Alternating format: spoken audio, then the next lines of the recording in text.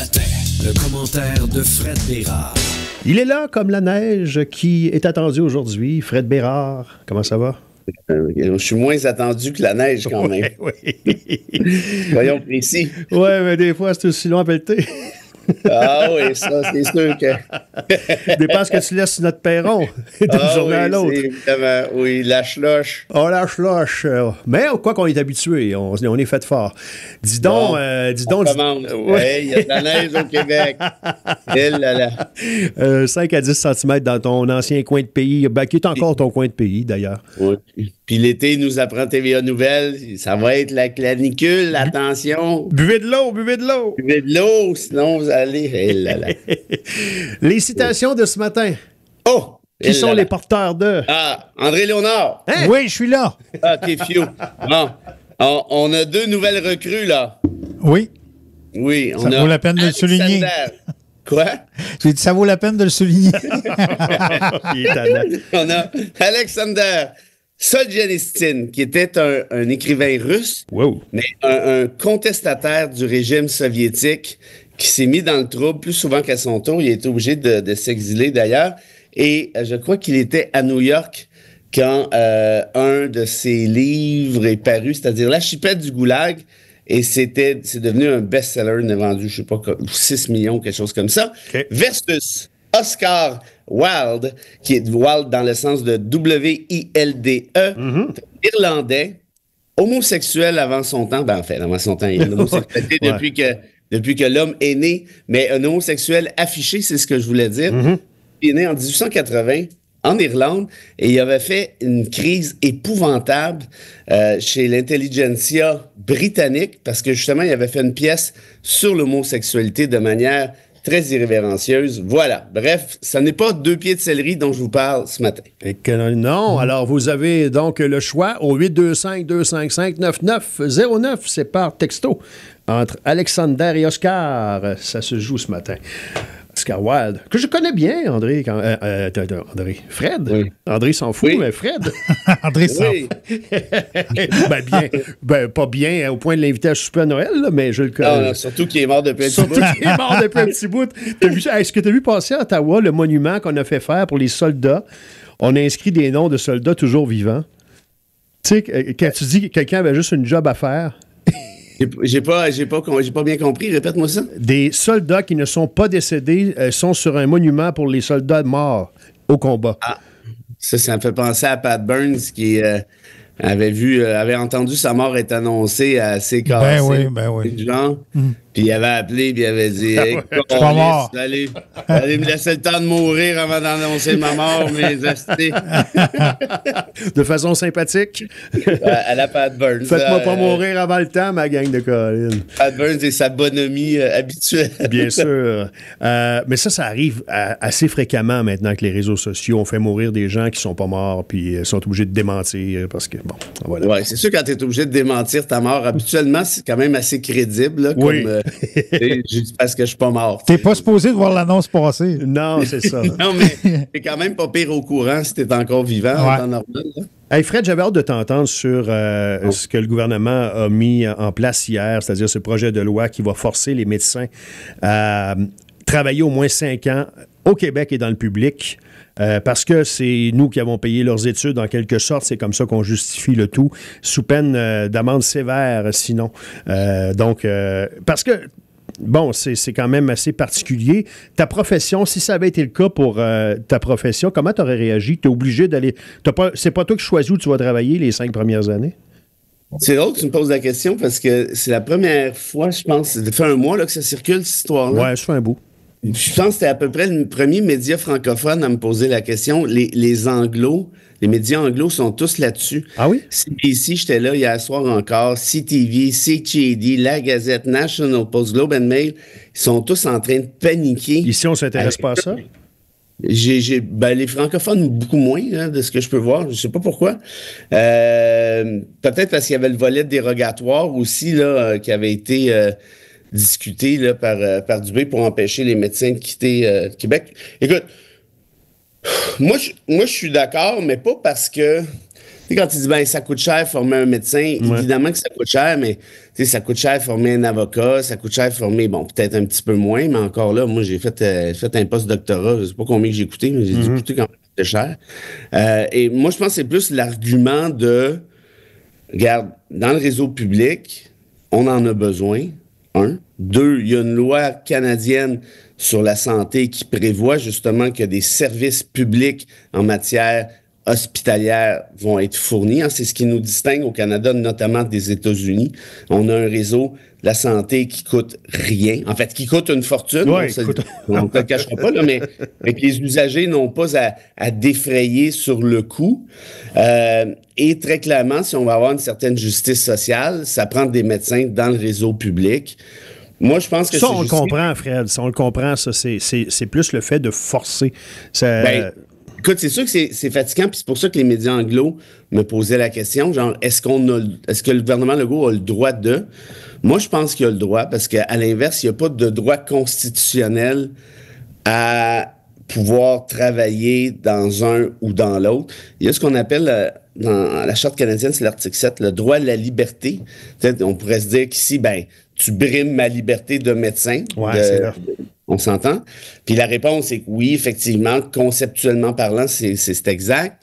Sauf que le droit à la liberté ne prévoit pas de volet économique comme tel. Donc, tu peux pas décider de tout faire avec le droit à la liberté d'un point de vue professionnel. Alors, dans ce cas, je pense que la limite est raisonnable, est justifiée. Si tu me disais à vie, ce serait peut-être autre chose. Ouais, c'est ça.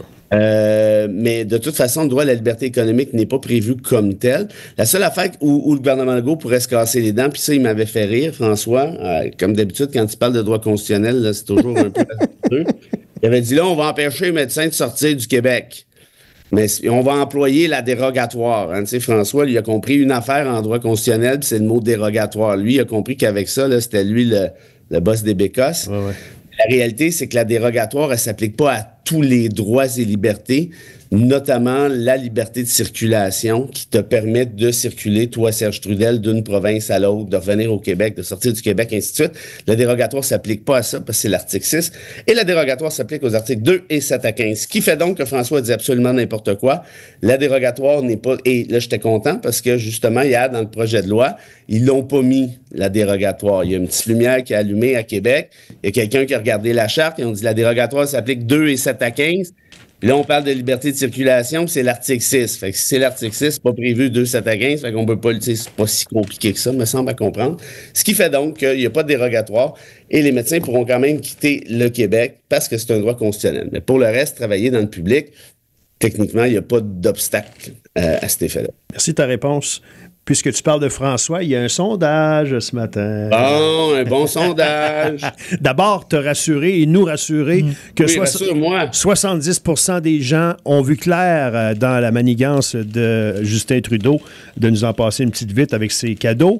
70% conviennent que c'est électoraliste, selon eux. Voilà. Combien? 70%. 7 sur 10. Qu'est-ce qui se passe avec l'autre 30%? Ben, ils sont contents d'avoir le 250 $. Ouais, mais tu peux être content d'avoir 250 $ puis quand même trouver que c'est électoraliste. J'ai pas de réponse à ça. La CAQ reprend 3 points et le Parti québécois en perd 4 à ce sondage qui ramène donc le PQ à 31 et la Coalition Avenir Québec à 24.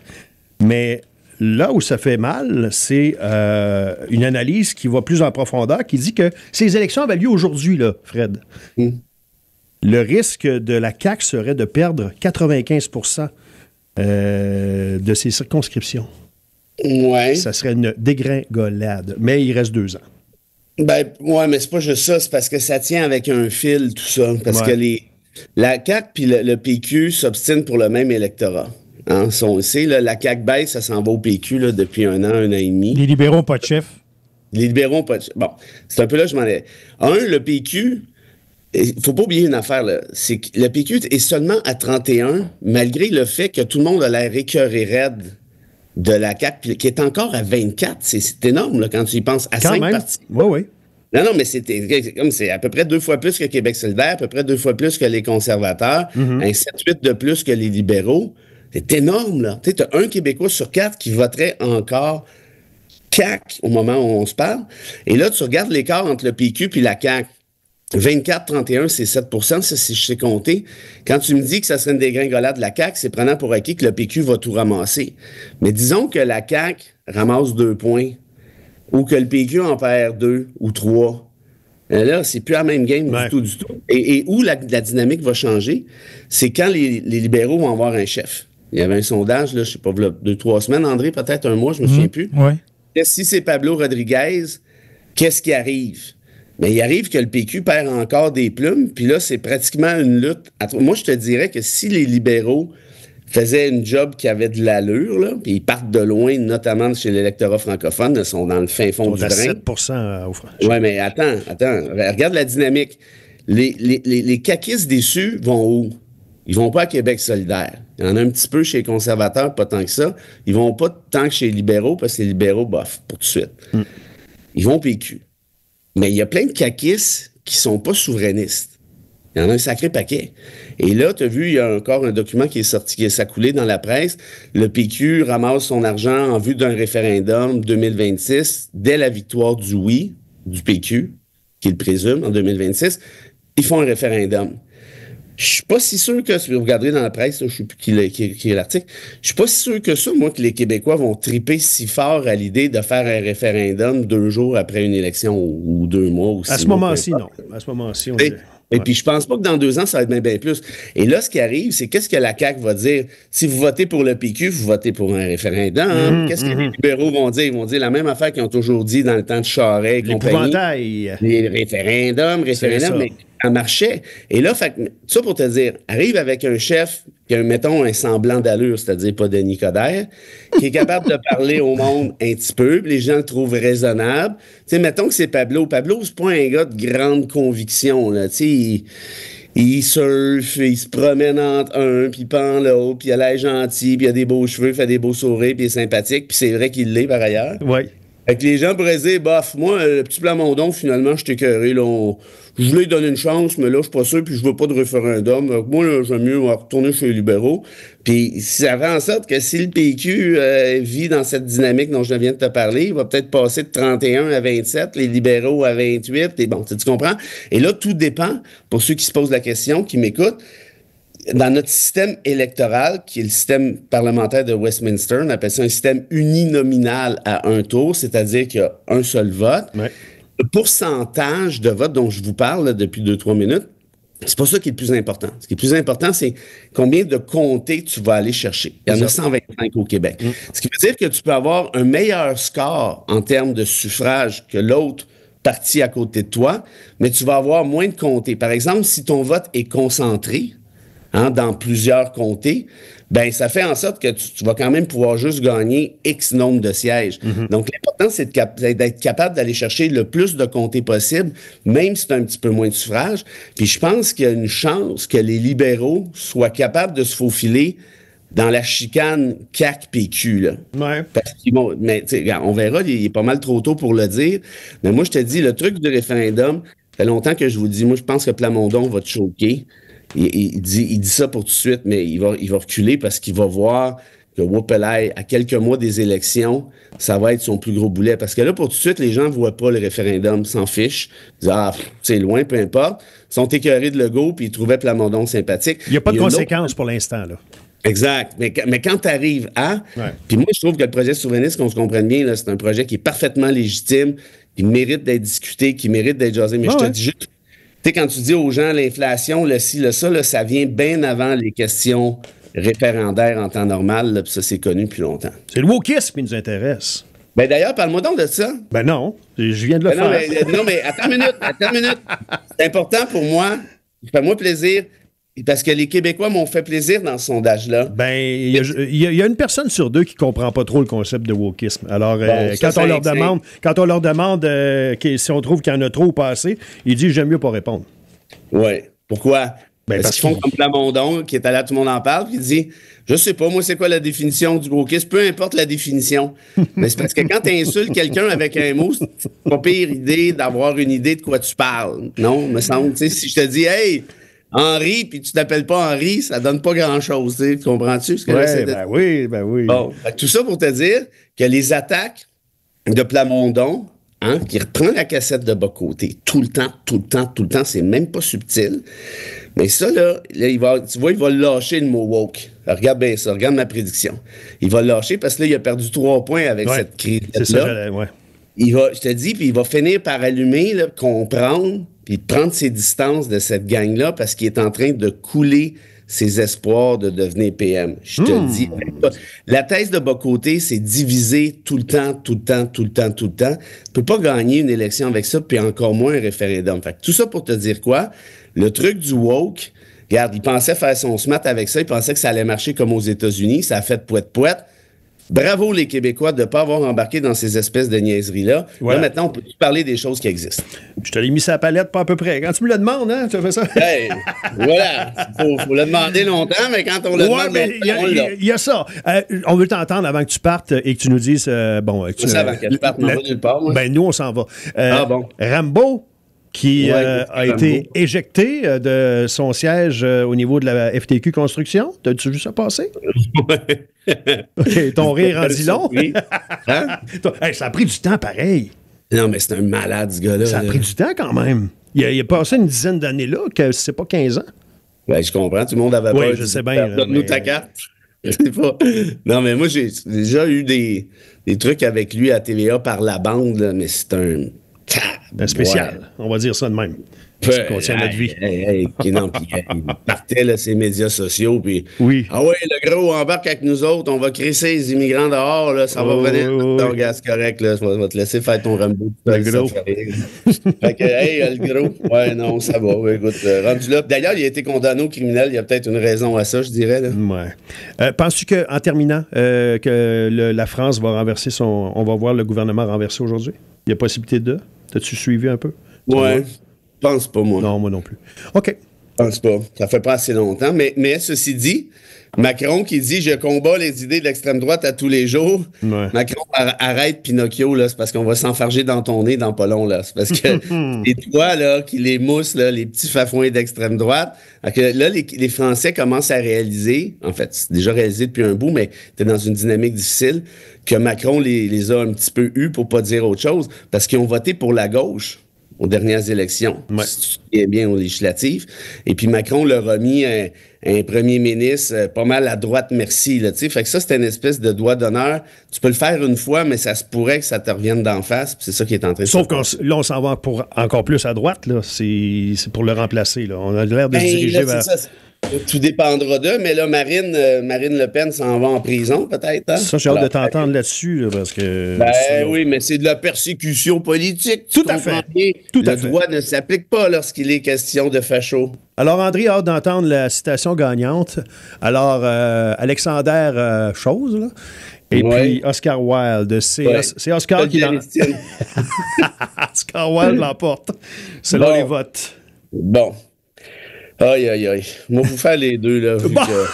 C'est le même prix. Mais là, les gens voteront plus, là. Ils savent que... oui, mais vous êtes tellement compétitifs. Ça n'a pas de bon sens. Vous êtes tellement... Pour vous, regarde, puis c'est fantastique, dans le fond, parce que ça cadre parfaitement avec la première citation d'Oscar. Ah! Vous êtes tellement compétitifs, vous voulez gagner, puis vous ne savez même pas pourquoi. Alors, Oscar disait ceci. Aujourd'hui, les gens connaissent le prix de tout et la valeur de rien. Oh là là! Oh, ça c'est lourd. Badang. Et Solzhenitsyn, qui disait, si tu ne sais pas, André Léonard, user de la minute, tu perdras l'heure, le jour et le reste de ta vie. Le message est fort. Oui, puis surtout que ça colle à toi. Ça colle à moi, ça? Pas à peu près. Profite-en, man. Ben oui, c'est ce que je fais. À chaque matin, je profite de faire ce que j'aime le plus. Écoute, on va régler ça entre nous deux. On va y aller, nous autres. C'est ça que j'allais dire. Voulez-vous que je vous envoie Claire Lamarche ou quelque chose? Salut, Fred. Non, je sais pas. Bonne journée, bye. Le commentaire de Frédéric